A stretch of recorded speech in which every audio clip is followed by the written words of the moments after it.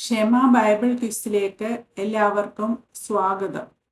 അപ്പോസ്തലനായ പൗലോസ് റോമർക്ക് എഴുതിയ ലേഖനം അധ്യായം 4 ബൈബിൾ ക്വിസ്.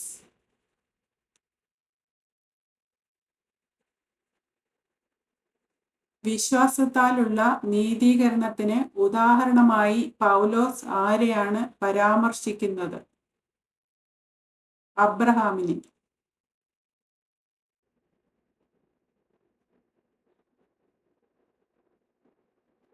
നമ്മുടെ പൂർവ്വപിതാവ് ആരാണ്? അബ്രഹാം.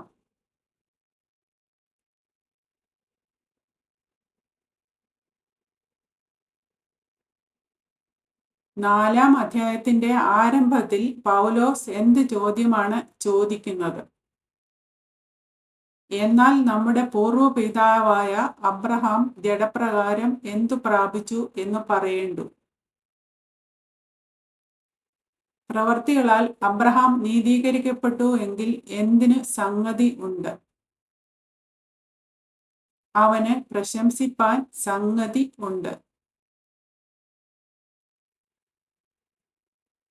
അബ്രഹാം എന്തു ചെയ്തുവെന്ന് തിരുവെഴുത്ത് പറയുന്നു?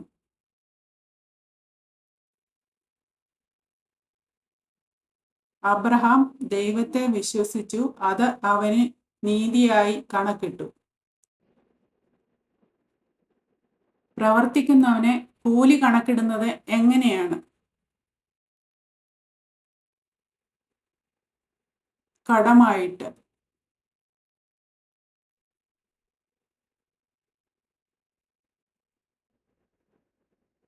ആർക്കാണ് കൂലി കൃപയായിട്ടല്ല കടമായിട്ട് കണക്കാക്കുന്നത്? പ്രവർത്തിക്കുന്നവന്.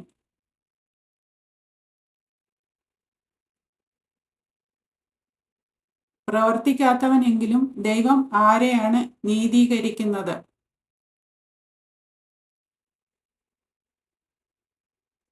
അഭക്തനെ.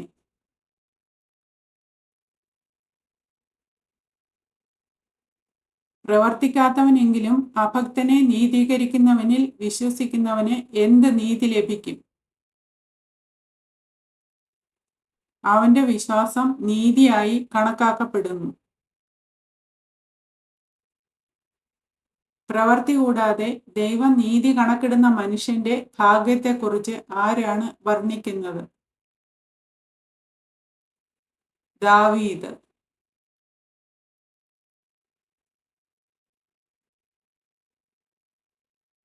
അധർമ്മം മോചിച്ചും പാപം മറച്ചും കിട്ടിയവരെ കുറിച്ച് ദാവീദ് എന്താണ് പറയുന്നത്? ഭാഗ്യവാന്മാർ.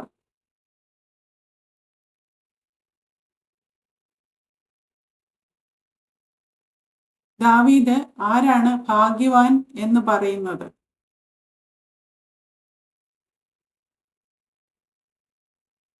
കർത്താവ് പാപം കണക്കിടാത്ത മനുഷ്യൻ. അധർമ്മം മോചിച്ചും പാപം മറച്ചും കിട്ടിയവൻ ഭാഗ്യവാന്മാർ എന്ന് പറഞ്ഞത് ആരാണ്? ദാവീദ്.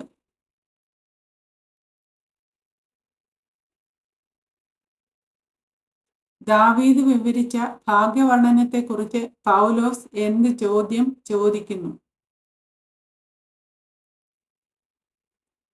ഈ ഭാഗ്യവർണ്ണനം പരിച്ഛേദനയ്ക്കോ അഗ്രചർമ്മത്തിനു കൂടെയോ? ആരുടെ വിശ്വാസമാണ് നീതിയായി കണക്കിട്ടത്?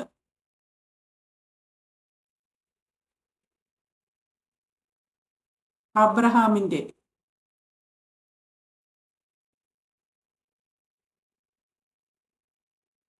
എപ്പോഴാണ് അബ്രഹാമിന് വിശ്വാസം നീതിയായി കണക്കിട്ടത്? അഗ്രചർമ്മത്തിൽ.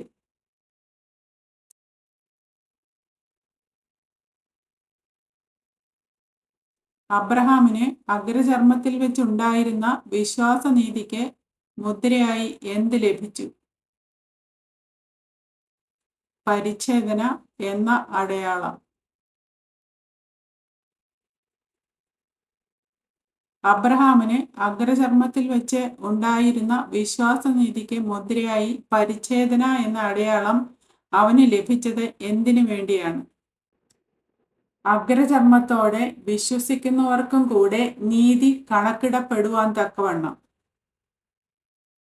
അഗ്രചർമ്മത്തിലായിരുന്നു ദൈവത്തിൽ വിശ്വസിക്കുന്നവർക്ക് ആരാണ് പിതാവ്? അബ്രഹാം.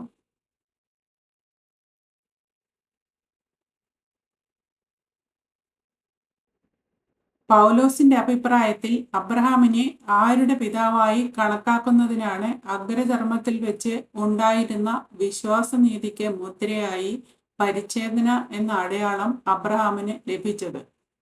അഗ്രചർമ്മത്തോടെ ദൈവത്തെ വിശ്വസിക്കുന്നവർക്കും പിതാവായ അബ്രഹാമിന് അഗ്രചർമ്മത്തിൽ വെച്ച് ഉണ്ടായിരുന്ന ദൈവവിശ്വാസത്തെ അനുഗമിക്കുന്നവരുമായ പരിച്ഛേദനക്കാർക്കും. ലോകാവകാശി ആകും എന്നുള്ള വാഗ്ദത്തം അബ്രഹാമിന് എങ്ങനെ ലഭിച്ചു? വിശ്വാസത്തിന്റെ നീതിയാൽ.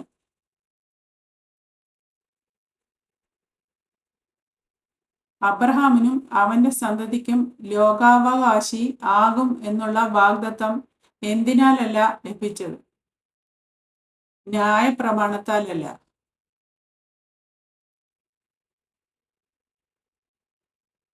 പൗലോസിന്റെ അഭിപ്രായത്തിൽ ന്യായപ്രമാണത്തിലുള്ളവർ അവകാശികളാണെങ്കിൽ എന്ത് സംഭവിക്കും? വിശ്വാസം വ്യർത്ഥവും വാഗ്ദത്തം ദുർബലവുമെന്ന് വരും. ന്യായപ്രമാണം എന്തിനു ഹേതുവാകുന്നു?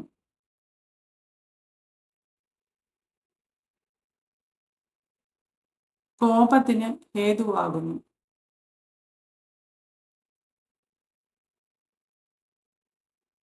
ന്യായപ്രമാണം ഇല്ലാത്തയിടത്ത് എന്തില്ല?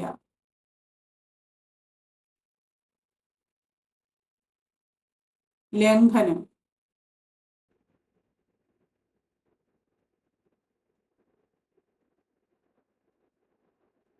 കൃപാദാനം എന്ന് വരേണ്ടതിന് എന്തിനാൽ അവകാശികൾ ആകുന്നു?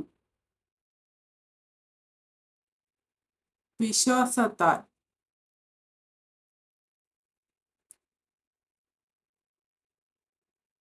പൗലോസിന്റെ അഭിപ്രായത്തിൽ വാഗ്ദത്തം ആർക്കെല്ലാം ഉറപ്പാണ്?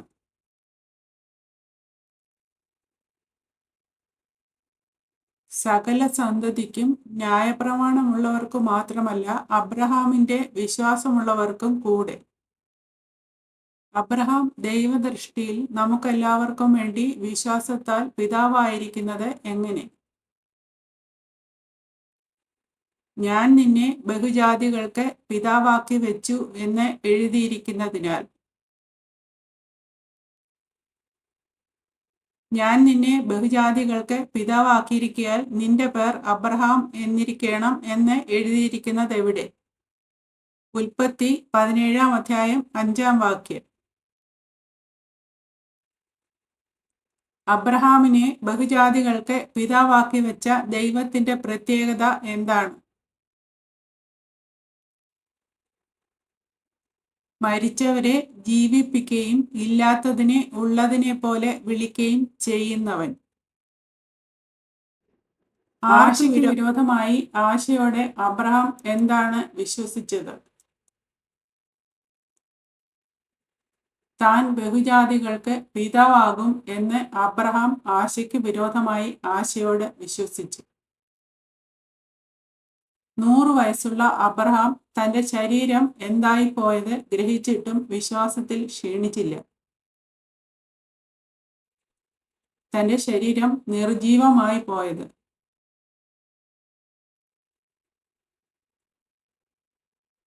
സാറയുടെ ഗർഭപാത്രത്തിന്റെ അവസ്ഥയെക്കുറിച്ച് അബ്രഹാം എന്താണ് ഗ്രഹിച്ചത്? സാറയുടെ ഗർഭപാത്രത്തിന്റെ നിർജീവത്വം.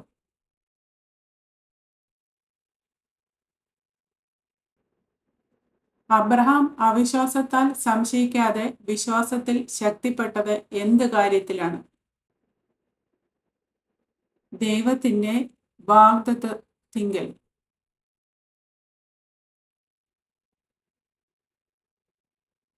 അവിശ്വാസത്താൽ സംശയിക്കാതെ വിശ്വാസത്തിൽ ശക്തിപ്പെട്ട് അബ്രഹാം എന്താണ് ചെയ്തത്?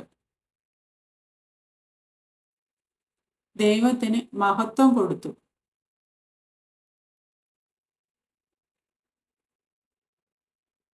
ദൈവത്തിന് എന്ത് കഴിയുമെന്നാണ് അബ്രഹാം പൂർണ്ണമായി ഉറച്ചത്?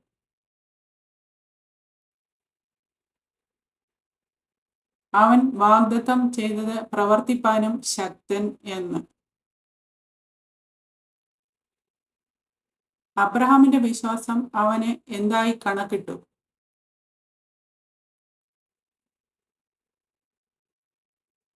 നീതിയായി കണക്കിട്ടു.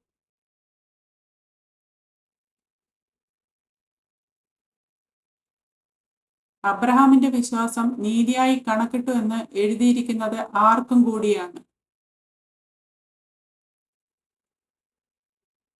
കർത്താവായ യേശുവിനെ മരിച്ചവരിൽ നിന്ന് ഉയർപ്പിച്ചവനിൽ വിശ്വസിക്കുന്ന നമുക്കും. യേശു എന്തുദ്ദേശത്തോടെയാണ് മരണത്തിന് ഏൽപ്പിക്കപ്പെട്ടത്?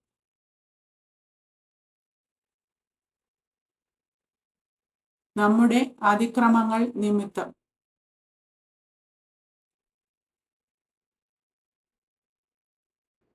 യേശു എന്തിനായാണ് ഉയർപ്പിക്കപ്പെട്ടത്?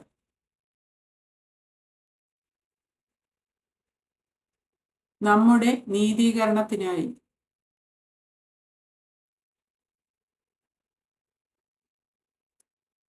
ചോദ്യങ്ങളും ഉത്തരങ്ങളും ഇവിടെ അവസാനിക്കുന്നു. ദൈവം എല്ലാവരെയും അനുഗ്രഹിക്കട്ടെ.